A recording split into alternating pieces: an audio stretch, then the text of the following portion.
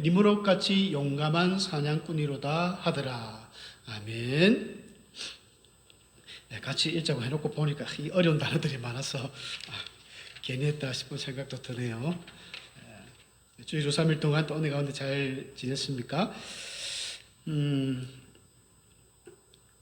이제 막 봄비가 자꾸 내리니까 봄을 제쳐가는 것 같습니다. 금세 또 봄이 오는 듯 하던데 오늘도 조금 추워졌어요.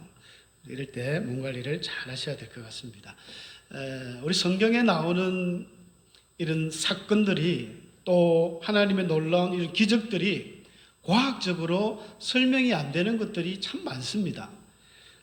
요즘 현대인들은 그래서인지 성경을 자꾸만 과학적으로 해석을 하려고 하는 그런 좀 기질이 있는 것 같아요. 그런데 성경은 과학이 아닙니다. 신학이잖아요. 신학. 하나님이 하시는 일을 어떻게 인간의 과학으로 다 설명을 할 수가 있겠습니까?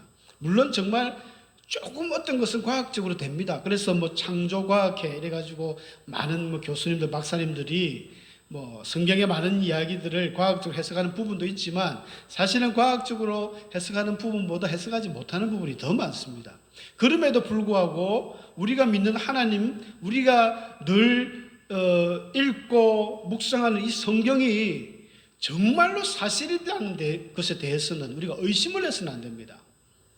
우리 믿음 자체가 성경을 의심할 것 같으면 그 믿음에 분명히 문제가 있습니다. 그죠? 유럽의 저 큰 교회들이 그 기독교 발상지 아닙니까? 바울이 그토록 피 터져 가면서 복음을 전하고 힘들게 전했던 그 교회들이 왜 오늘날 다 문을 닫고 술집이 되고 박물관이 되고 영화관으로 변했겠습니까? 말씀이 없어졌습니다. 하나님의 말씀을 그 독일부터 해가지고 자유주의 신학이 들었으면서 성경에 기록된 모든 이 기적과 이런 내용들은 진짜가 아니라는 것입니다. 혹시 이 자리에 계신 성도님들 가운데도 성경에 어떤 것은 진짜 같고 어떤 것은 진짜가 아닌 것 같고 그 믿음을 새롭게 점검해 보셔야 됩니다. 우리의 믿음은 분명히 창세기 1장 1절부터 출발합니다. 태초에 하나님이 천지를 만드셨다. 그것이 아멘으로 와닿는 사람은 그 뒤에 일어나는 모든 사건들이 정말로 진실한 사건이고 실제 있는 이야기고 이런 것들을 우리가 믿으셔야 돼요. 그래서 지난주에 우리가 이 노아 홍수 이야기를 제가 했지 않습니까? 이 한자에 보면 참 재미난 글자들이 많아요. 우리가 배를 이야기할 때 배선자 이렇게 이야기하는데 배선자에 보시면 이 배 주자에 8팔자가 들어갑니다. 뒤에 놓은 8팔자와 입구자가 있죠. 노아에 탄 사람, 방주에 탄 사람들이 몇 명입니까? 동물 빼놓고 사람은 8명이었거든요. 노아와 아내 그리고 또 아들 3명의 아내들 총 8명입니다. 그래서 베드로전서 3장 20절에도 방주에서 물로 말미암아 구원을 얻은 자가 몇 명뿐인데 겨우 8명이라. 한문을 보면은 제가 한문에 깊이가 없다 보니까 많이는 모르는데 이 창조과학에서 한문을 연구를 또 꽤나 많이 합니다. 태초의 많은 형상들이 아담이 이렇게 뱀하고 이런 관계되는 것들이 한자들이 많이 있더라고요. 그 중에 특히 이 베르 같은 경우는 참 신기하잖아요. 이걸 갖다가 한자는 그 어떤 형태에서 이렇게 나오는 글자지 않습니까? 그래서 학계에서는 그렇게 이야기하면 한자가 만들어진 이 시기가 굉장히 오래 전에 만들어졌거든요. 홍수 이후, 노아 홍수 이후 한 300년 뒤쯤에 한문이 만들어졌다고 이렇게 보고 있습니다. 그러니까 셈의 후손들이죠. 노아의 그 세 아들 셈과 함과 야벳 중에 이 셈의 후손들이 아시아계로 많이 오거든요. 그래서 중국에 이런 많은 한자들을 만든 이 셈의 후손들이다 보니까 이런 성경과 관계되는 한문들이 많지 않은가 이렇게 봅니다. 노아 홍수 이전에는 사람들이 오래 살았습니다. 평균 수명이 한 912세쯤 돼요. 아담부터 해가지고 거의 사실 하나님께서는 아담이 선악과를 따먹으면 진짜 죽는다고 했는데 사실은 그 순간에는 죽지 않았습니다. 하지만 창세기 5장에 와보니까 전부 죽어나갑니다. 아담도 죽었더라, 셋도, 에노스도, 게난도 다 이제 한 900년, 거의 1000년 가까이 살다가 결국은 죽었다는 거예요. 하나님 말씀이 맞았죠.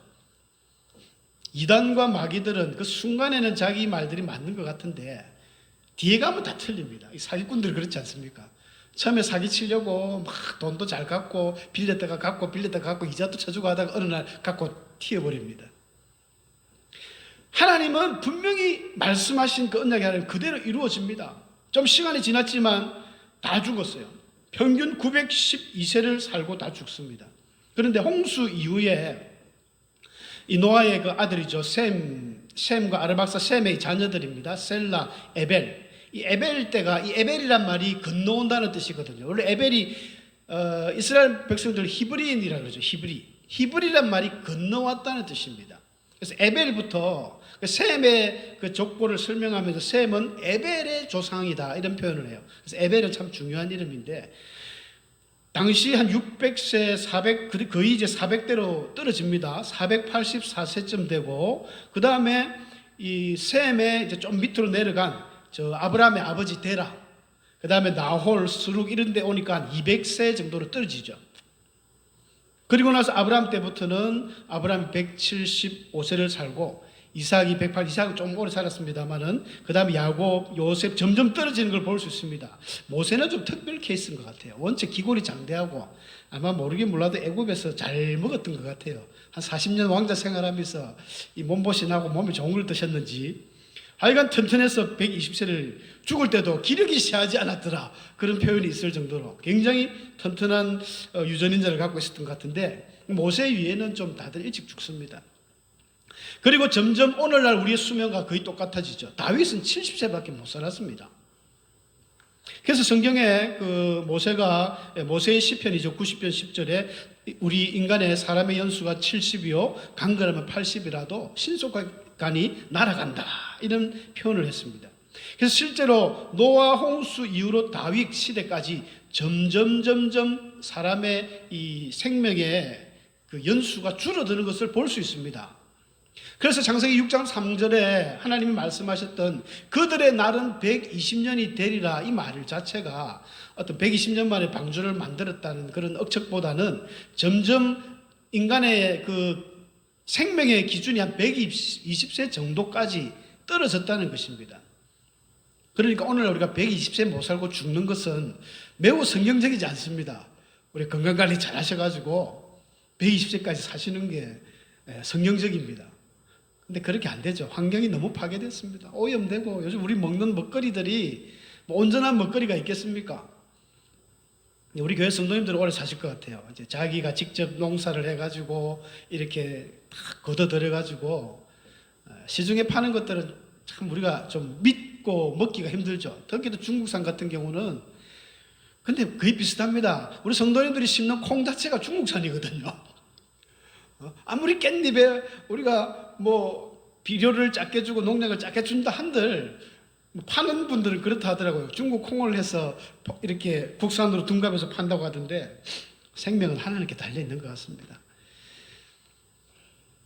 그런데 왜 이렇게 자꾸 우리가 일찍 죽게 되느냐 하면 지구 전체의 환경이 완전히 달라졌습니다. 노아 홍수 이전에는 이렇게 저번에 말씀드렸지만 지구 위에 궁창이 있습니다. 지구 위에 물이 있었어요. 물이. 우리가 온실 효과라 그러지 않습니까? 여러분 비닐리에 물을 담아서 햇빛에 비춰보면 햇빛이 얼렁얼렁하면서 전체가 온화합니다. 지구 전체가 한 27도의 온화한 아열대 기후가 지구 전반에 비닐하우스처럼 따뜻했어요. 그런데 홍수가 나면서 하나님이 이 지구 위에 궁창의 물을 땅에 다 쏟아버리셨거든요. 사실입니다. 성경에 나온다 그러니까 태양으로부터 오는 그런 직사광선을 더 이상 이렇게 흩어지지 못하는 이런 현상이 오다 보니까 직사광선이 바로 지구로 들어오는 거죠. 어떤 결과가 나왔냐면은 저 극지방, 남극과 북극 지방에는 햇빛이 도달을 안 하는 겁니다. 이전에는 이 궁창 때문에 골고루 가던 햇빛이 딱 끊겨버리니까 그쪽은 얼음이 발생되고 적도 부근에는 뜨거워서 사막화가 되는 거예요. 지금 오늘날 저 중동 지역에 저렇게 석유가 많이 나오는 것은 그 당시 홍수 이전에는 저렇게 사막이 없었다는 겁니다. 굉장히 많은 숲과 동물들이 많았기 때문에 석유는 동물의 사체에서 나오는 것이거든요. 어마어마한 매장량이 있다는 것은 홍수 이전에는 그 시대의 사막이 아니라 굉장히 살기 좋았고 동물도 많았고 이런 곳을 알 수 있습니다. 북쪽도 마찬가지죠. 알래스카라든지 이런 데 석유가 많이 나오거든요. 그래서 홍수 이후에는 지구의 환경이 완전 파괴되면서 창세기 8장 22절에 처음 등장하는 이야기가 있습니다. 추위와 더위, 여름과 겨울. 여러분 성경에 여름과 겨울 이런 계절이 처음 등장하는 거예요. 홍수 끝나고 나서 땅이 있을 동안에 심음과 거둠과 추위와 더위와 여름과 겨울과 낮과 밤이 쉬지 아니하리라. 홍수 이전에는 여름과 겨울이란 단어가 안 나옵니다. 성경에. 처음 나오는 것이 8장 그 맨 끝절에 22절에 나오거든요. 계절이 바뀌어버리죠. 이 궁창이 없어지다 보니까 이 태양으로부터 지구가 자전하면서 뜨거울 때는 너무 뜨겁고 태양과 가까울 때는, 멀 때는 춥고 겨울과 여름이 발생합니다. 특히 극지방으로 갈수록 얼음이 되어버려요. 눈도 내리고. 이전에는 눈이 안 왔습니다.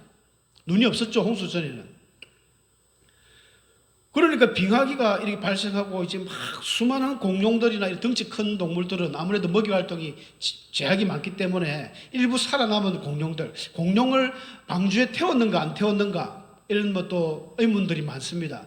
태우긴 태웠을 거예요. 하나님 말씀대로. 근데 큰 공룡을 태워버리면 안 되니까 조그만 새끼들을 태웠을 것이다. 이렇게 추정합니다.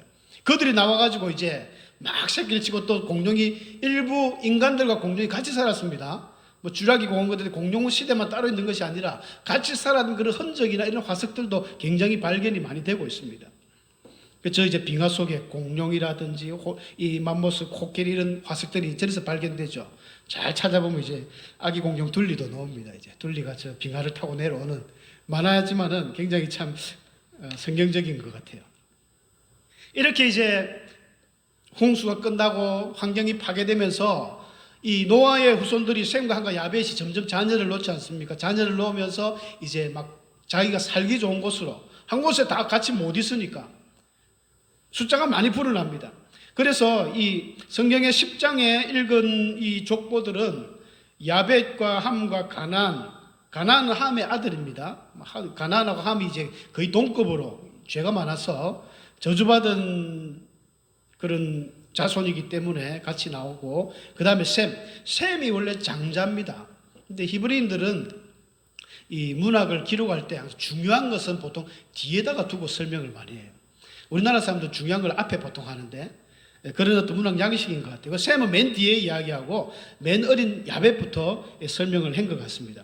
이 야벳 족속들은요, 오늘 우리가 읽진 않았지만 그 위에 1절부터 야벳에 나오는데, 야벳의 아들들은 고멜과 마곡과 마대와 야완과 두발, 메색, 디라스 이렇게 이야기하는데 좀 우리가 낯설죠, 이름이. 하지만 여기 나오는 이름들은요, 그대로 세계사에 나오는 이름들입니다.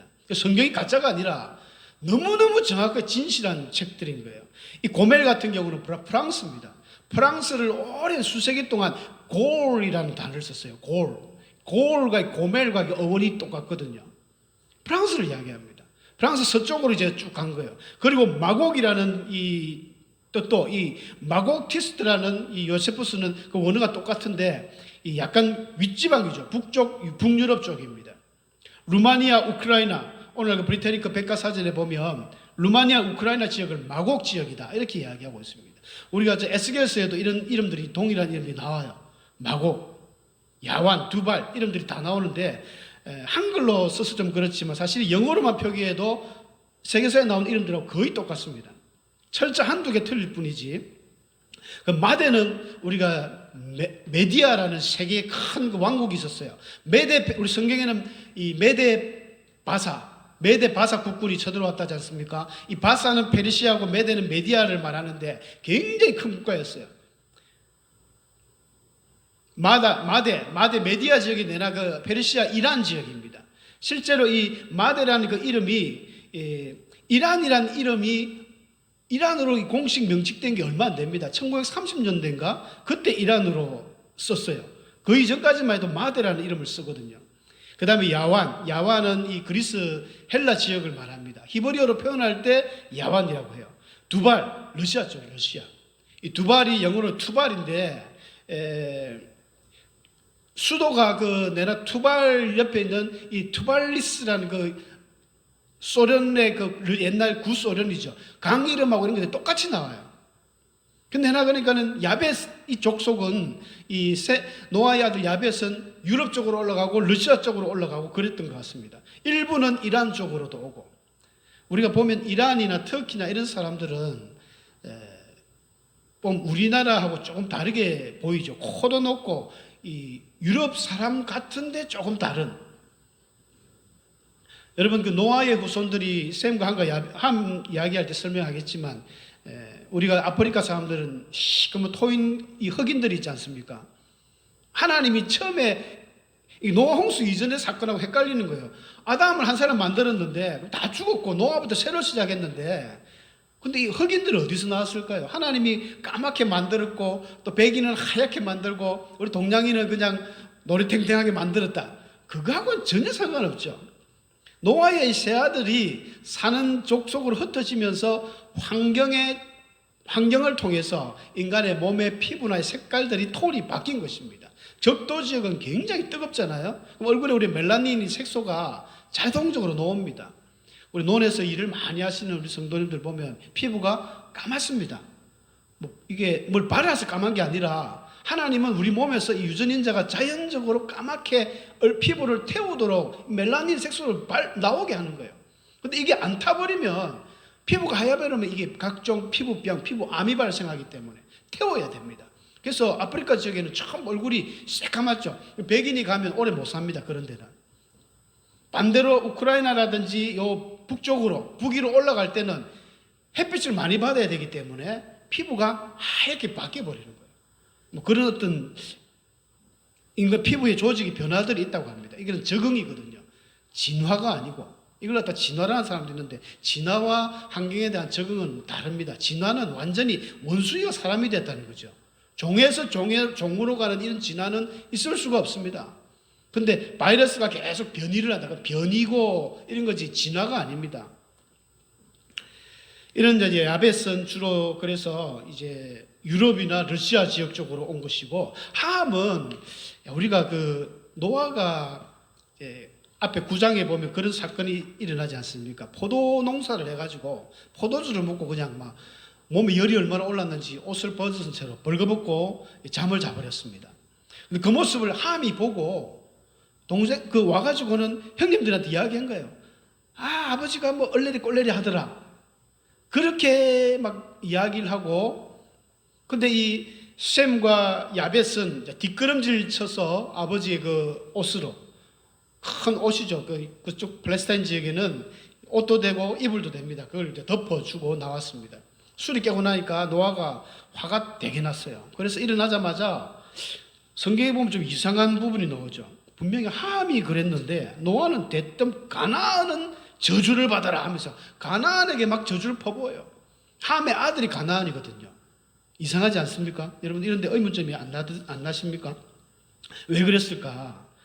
그래서 추정하기로는 가나안이 함하고 같이 공동 작업을 했다. 굉장하게 심하게 보시는 학자들은요, 아버지한테 좋지 않은 행위를 했다고 봅니다. 동성애적인 그런 행위까지 했다고 보는 학자들도 있습니다. 거기까지는 모르겠습니다만 하여간 가나안이 앞장을 서서 아버지와 함께 함하고 가가지고는 좀 허물을 덮어주고 해야 되는데 그걸 막 덜 주고 난리를 어떻게 했던 것 같아요. 그러니까 노아가 자기도 좀 문제가 있죠. 이 노아가 보니까 홍수 끝나고 이제 가나안이 어느 정도 클동하니까 한 20-30년 지난 것 같은데 좀 해이해졌어요.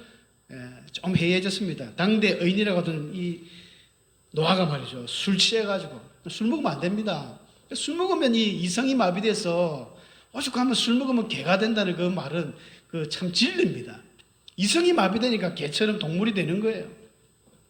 그래서 노아도 큰 실수를 했는데 하여간 이 아이들이 더 실수를 했어요. 그래서 저주를 해서 그런지 몰라도 함의 모든 자손들은 전부 아프리카 쪽입니다. 여러분 이 구스라는 말은 히브리어로 구스가 이 아프리카를 말합니다. 에디오피아 지역, 성경에 나오는 구스는 전부 에디오피아입니다. 그 아프리카라고 생각하시면 됩니다. 서쪽으로. 그 다음에 미스라임은 히브리어로 미스라임이 이집트를 말하거든요. 성경에 나오는 모든 애굽으로 나오죠. 우리 성경에는 전 세계 유일하게 이집트를 애굽을 하는 나라는 우리나라밖에 없습니다. 중국도 말은 애굽을 하고 쓰기는 이집트로 씁니다. 우리나라만 이 애굽이라는 이 발음을 중국에서 들어오다 보니 그래서 그런 것 같은지 다음에 목사님 연구하셔서 좀 가르쳐 주시면 좋겠습니다. 왜 우리나라만 애굽을 하는지. 이 이집트를 히브리어는 미스라임 이렇게 표현해요. 그 다음에 붓은 이제 리비아, 또 아프리카 쪽이죠. 그 다음에 가나안은 우리가 잘 아는 대로 이스라엘이 가나안 땅에 들어가서 가나안 땅을 차지하지 않습니까? 그 시돈, 헷, 히타이트 족속입니다. 세계사 히타이트 족속이 헷 족속인데 발음들이 좀 틀려서 그렇죠. 그래서 이런 것들을 이야기하면 우리 청소년들이 와, 이 성경에 나오는 게 진짜네요. 이렇게 이야기합니다. 진짜지 이게 가짜가 아니라는 거예요. 그리고 성경에 나오는 이름 한 사람 한 사람들이 결국 모든 세계사의 각 그 도시의 이름이고 그 종족의 이름이 남아있는 이게 진실한 책이라는 것입니다. 셈의 족속은, 그래서 주인공은 뒤에 나타난다고 맨 뒤에 설명하는데 엘람과 아수르, 아르박사, 룻, 아람, 여러분 다 아실 거예요. 엘람이라는 나라가 페르시아를 이야기하죠. 아까 이란 쪽에 그 수도가 있고, 그 다음에 아수르는 성경에 늘 등장하는 아수르, 큰 왕국 있지 않습니까? 북이스라엘을 멸망시켰던. 그 다음에 룻은 리디아, 이 헤라클레스가 나왔던 큰 나라입니다. 근데 아람은 또 아람 지역이 얼마나 컸냐면은 헬라가 그리스가 점령하기 전까지는 아람이 국제어였어요. 그래서 예수님도 아람어를 많이 썼죠. 뭐 달리다쿰, 엘리엘리 라마 사박다니 이런 것들은 엘리엘리는 히브리어인데 라마 사박다니는 아람어입니다. 그만큼 아람은 큰 나라였어요. 그런데 중간에 있는 아르박산만 나라도 없고 아무 진짜 힘이 없고 별 볼 일 없는, 신명기에 가보면은 이 아르박사 이 이야기를 할 때 아람 땅에 유리하는 자였다 이렇게 합니다. 아람 땅에 유리한다는 것은 돌아다니는 그 땅이 없는 거예요. 성도 없고. 그 당시 다른 그 조상들은 셈의 그 식구들은 다 이 큰 나라를 이뤘는데 그런 아르박사스를 통해서 하나님이 믿음의 조상 아브라함을 만드십니다. 아무것도 아닌 것, 약한 것을 통해서 하나님 강하게 하시는 그런 모습을 볼 수 있습니다. 그리고 함의 아들 중에 니므롯이 나오는데 이게 문제예요. 성경에는 그렇게 이야기하지 않습니까? 세상의 이제 첫 용사다. 야, 여기까지만 보면 굉장히 힘있고 아주 멋있는 사람으로만 우리가 착각할 수 있는데 전혀 그렇지 않습니다. 니므롯은 요세푸스 유대 역사가는 그렇게 이야기합니다. 하나님을 모욕하고 경멸하도록 많은 사람들을 격동시켰습니다. 그리고 신전탑을 세우기 위해서 수많은 일꾼들을 고용해서 군중들을 아주 명령하면서 쉴 새 없이 탑을 쌓아갔는데 그 탑 이름은 이제 바벨론. 그래서 아까 니므롯 이야기를 놓은 그 8절 9절 우리가 아까 읽었습니다. 그 밑에 보면 니므롯이 그의 나라는 시날 땅의 바벨과 에렉과 악각과 갈레에서 시작되었으며 그가 그 땅에서 아수르로 나가면 니느웨와 르호보드와 굉장히 많은 이 나라와 성을 만들고 지배했던 엄청난 그 파워가 있는, 아마 성경 최초로 등장하는 어떤 군주의 모습입니다. 니므롯이.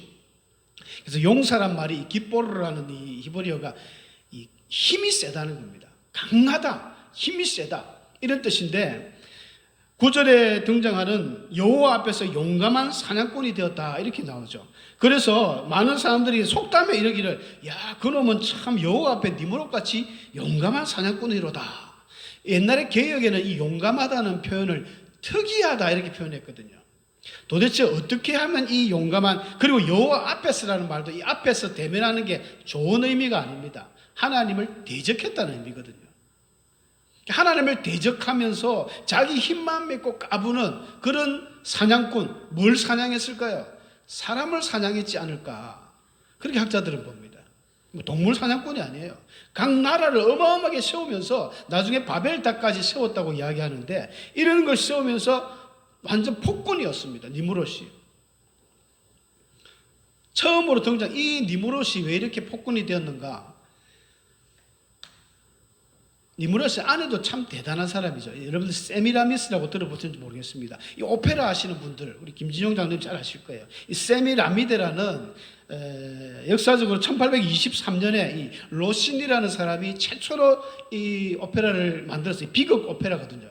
그러니까 바벨론의 여왕 세미라미스의 그 원작을 해서 오페라를 한 것이 세미라미데라는 것인데 이 세미라미스 굉장히 독한 저자예요. 아까 니므롯의 아내로 알려져가 있는데 니므롯이 죽고 난 뒤에 그런 전설에는 니므롯의 자기 남편 시신을 토막을 내가지고 여러 지방으로 아까 자기가 그 성에다 보내놓고는 함께 이제 통곡을 하게 만드는 거예요. 그래놓고는 자기가 남편이 죽었는데 아이가 출산했어요. 사생자죠. 이제 그런 걸 이제 숨기려고 말도 안 되는 자기 남편이 환생했다고 이야기합니다. 니므롯이 환생했다면서 그 아이 이름을 담무스라고 짓습니다. 담무스. 우리 에스겔서 8장에 나오거든요. 에스겔이 하나님께서 막 데리고 가면서 그 성전 북문에 이르러가지고 보니까 여인들이 담무스를 위해서 애곡하더라 이런 표현이 나와요. 담무스는 세미라미스의 사생자 아들입니다. 그런데 이것을 다 죽고 나서 이 세미라미스가 죽고 난 뒤에 바벨론의 수많은 사람들이 이 숭배하면서 만든 것이 니므롯은 태양신이 되어버렸고 세미라미스는 달의 신이 되었고 담무스는 별들의 신이 되었습니다. 그래서 1월 성신이죠. 그래서 성부, 성자, 성령도 여기서 나오는 거예요. 그래서 삼신의 어떤 그런 것이 기초가 되어가지고 전 세계로 이 바벨론이 굉장히 비옥한 나라이기 때문에 인구들이 막 이동하면서 전 세계로 뻗쳐가는데 이 신을 그대로 이름만 바꾸어서 전 세계에서 다 섬깁니다. 특히 이 아들을 딱 품에 안고 있는 우리 마리아 상만 그런 게 아니라 전 세계 이런 신들 중에는 아기를 이렇게 딱 안고 있는 신들이 많아요. 바벨론에서는 이 밀리타, 이 세미라미스를 이야기하는데 담무스를 안고 있고 로마에는 비너스가 또 주피터를 안고 있어요. 이집트에는 이시스라는 그 여신이 있습니다. 이시스가 그 호루스라는 달러에 눈 있는 게 호루스 신인데 딱 호루스를 안고 있는 이런 또 여신이 있고요. 소아시아에는 키벨레, 데우스가 아주 하나님인데 그죠? 에베소에는 우리가 잘 아는 아르테미스 신전, 그 아데미라고 성경에 나오죠. 고린도에는 아프로디테 신전, 아수르에는 이시타르, 아스타롯, 바알과 아세라, 아스타롯 다 똑같은 이름들인데 조금씩 변형이 됐지만 원형은 똑같습니다. 바벨론에서 다 출발하는 거예요.